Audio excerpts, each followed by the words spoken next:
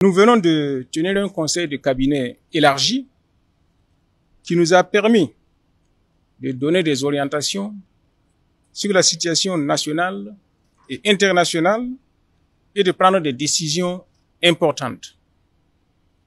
Comme vous le savez, le 28 janvier dernier, le Burkina Faso, le Mali et le Niger ont pris la décision historique de se retirer de la communauté économique des États de l'Afrique de l'Ouest, la CEDEAO.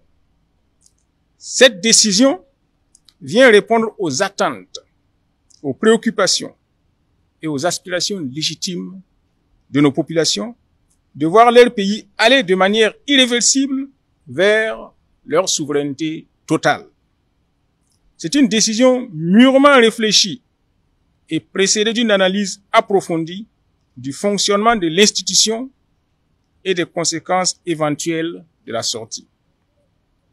En effet, bientôt une décennie que les trois pays font face à des bandes de criminels soutenus, financés et équipés par leurs partenaires.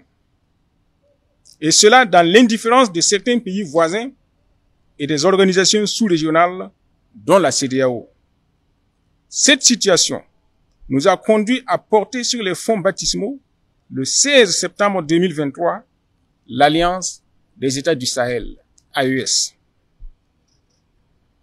L'initiative de l'AES s'est très vite révélée fructueuse en favorisant la mutualisation de nos moyens humains et logistiques, ce qui a permis d'engranger d'importants acquis sur le front sécuritaire, aussi bien au Burkina Faso, au Mali et au Niger. À sa création en 1975, la CEDEAO portait de grands espoirs en se donnant pour mission première de promouvoir la coopération et l'intégration dans la perspective d'une union économique véritable de l'Afrique de l'Ouest. Elle avait pour vocation d'élever le niveau de vie de ses peuples, de maintenir et d'accroître la stabilité économique, de renforcer les relations entre les États membres et de contribuer au progrès et au développement des pays d'Afrique de l'Ouest. Malheureusement, après 49 ans de fonctionnement, nous constatons avec regret et amertume que la CEDEAO a dévié de sa mission et s'est radicalement éloignée des idéaux de ses pères fondateurs et du panafricanisme. Je reprends. Malheureusement, après 49 ans de fonctionnement, nous constatons avec regret et amertume que la CEDEAO a dévié de sa mission et s'est radicalement éloignée des idéaux de ses pères fondateurs et du panafricanisme. En outre, l'organisation communautaire n'a pas réussi à bâtir cette CEDEAO des peuples, tant espérée par nos populations. Elle s'est transformée en un instrument technocratique qui a fini par s'éloigner des aspirations légitimes des populations de notre espace communautaire. Pour s'en convaincre, nous avons tous noté l'indifférence de la CEDEAO face au massacre de nos vaillantes populations, à la crise humanitaire qui frappe nos concitoyens et aux multiples tentatives de déstabilisation de nos États respectifs. Face à une telle situation, nous ne pouvions faire autrement que de nous assumer en quittant cette organisation qui ne satisfait plus nos attentes.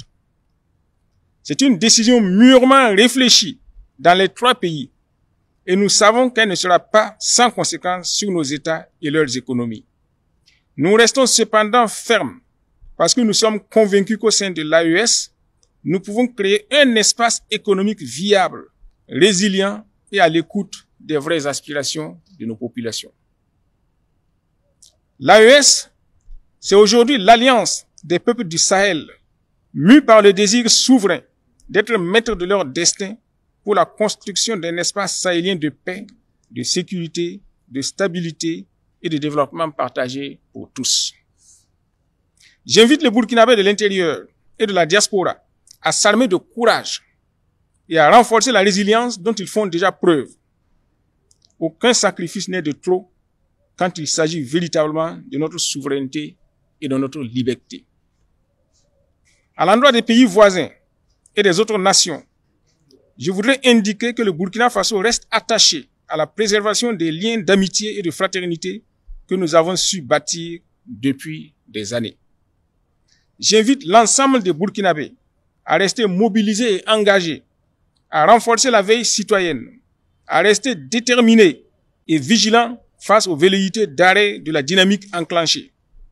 Je lance instamment un appel à tous nos concitoyens à faire confiance aux autorités de la transition et à se départir de toute manipulation ourdie dans des officines secrètes dans le seul but de semer la confusion.